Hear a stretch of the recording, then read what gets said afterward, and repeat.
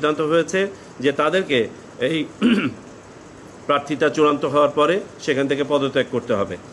1,000 টাকা জরিমানা, সেটাকে 6 মাস কারাদণ্ড এবং 1.5 লাখ টাকা জরিমানা করা হয়েছে, যেটা সংস্কার কমিশনেরও একটা প্রস্তাবনা ছিল। আর অঙ্গীকারনামা নতুনভাবে সংযোজিত করা হয়েছে এই বিধিমালা মেনে চলার ব্যাপারে। এইটাই দল এবং প্রার্থী উভয়। আচরণ বিধিমালার খসড়া চূড়ান্ত হলো, তবে মনে রাখতে হবে যে আচরণ বিধিমালার অনেকগুলো পরিবর্তন বা সংশোধন এটা আরপিওর উপরে নির্ভরশীল। সুতরাং বর্তমানে যে এটা চূড়ান্ত হলে এটা প্রকাশিত হয়ে যাবে আমাদের ওয়েবসাইটে, উপরে লেখা থাকবে আরপিও সংশোধন সাপেক্ষে। ঠিক আছে,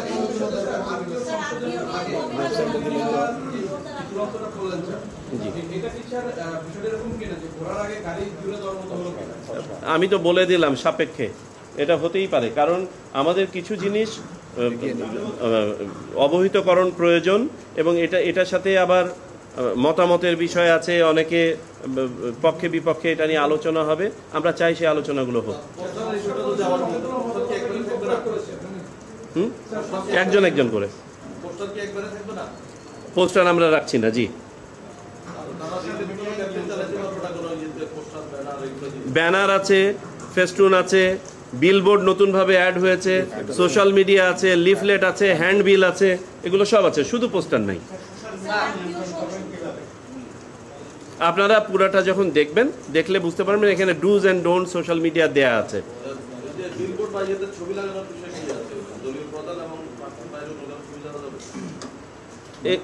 মানে বুঝি নাই, অতীতের যে বিধান ছিল বিধানের কোনো পরিবর্তন করা হয় নাই, শুধুমাত্র ডিজিটাল বিল বোর্ডে, যেহেতু এটা ডিজিটাল, সেখানে হয়তো বা কালারের উপর আমরা নিয়ন্ত্রণটা রাখতে পারবো না, বাকি সবখানে সাদা কালোর যে বিধান ছিল সেটা থাকবে। দল এবং প্রার্থী উভয় একটা হলফনামা দিবে যে এই যে আচরণবিধি, এই আচরণবিধি তারা মেনে চলবেন। জি,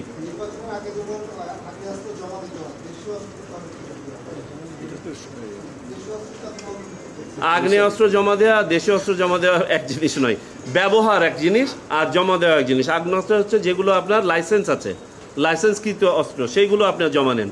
আর দেশীয় অস্ত্র একজন তো একটা আপনার ভোতা একটা দাও তো দেশীয় অস্ত্র হতে পারে, কিন্তু এটা তখনই অস্ত্রে রূপান্তরিত হয় যখন এটা নিয়ে আপনি কাউকে আপনি নির্বাচনে প্রভাব বিস্তার করতে চাচ্ছেন।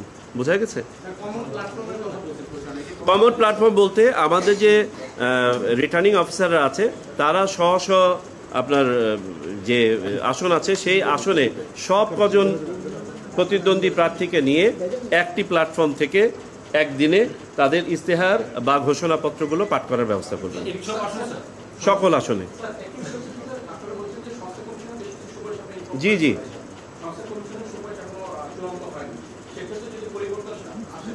আমাদের এটা হচ্ছে খসড়া আচরণবিধি। খসড়া আচরণবিধি আমরা এটাকে করছি, খসড়া যেটা কমিশন আজকে পর্যন্ত অনুমোদন দিয়েছে।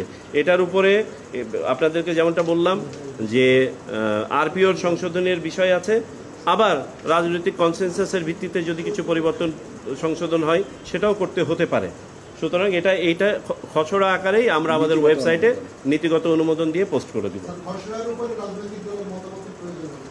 হতে পারে, অলওয়েজ হতে পারে।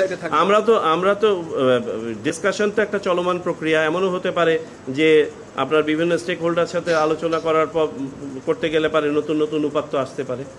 তো ধন্যবাদ সবাইকে। আমরা তো সব দিয়ে দিচ্ছি, সব দিয়ে দিচ্ছি।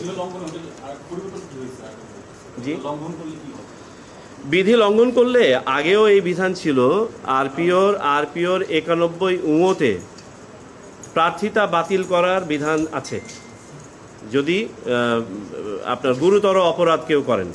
এই গুরুতর অপরাধের আপনারা যদি সংজ্ঞাটা আরপিওর 12 নম্বর ধারায় দেখেন, ওখানে বিস্তারিতভাবে দেয়া আছে কোন কোন আপনার কারণে প্রার্থিতা বাতিল হয়। তার মধ্যে 91 ঘতে দেওয়া আছে যে 73 থেকে শুরু করে যে আচরণবিধির সাথে রিলেটেড যে ধারাগুলো, তার মধ্যে কয়েকটা ধারা ওখানে কোট করা আছে যে এই ধারাগুলো যদি আপনার কেউ করে, এগুলো গুরুতর আচরণ ভঙ্গের আওতায় পড়বে এবং সেখানে যদি কেউ যদি 2 বছরের বেশি শাস্তি পেয়ে যায় তার প্রার্থিতা বাতিল হতে পারে। তবে এখানে একটা প্রোটেকশন আছে। প্রোটেকশন হচ্ছে এটা ইনকোয়ারি কমিটির কাছে যাবে, ইনকোয়ারি কমিটি ইনকোয়ারি করবে, সেই ইনকোয়ারি কমিটির ইনকোয়ারির রিপোর্টের উপর ভিত্তি করে কমিশন সিদ্ধান্ত নেবে। আপনারা এটা 3টা জিনিসকে মিলিয়ে পড়তে হবে।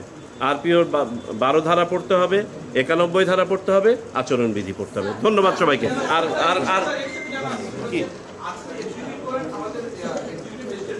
জি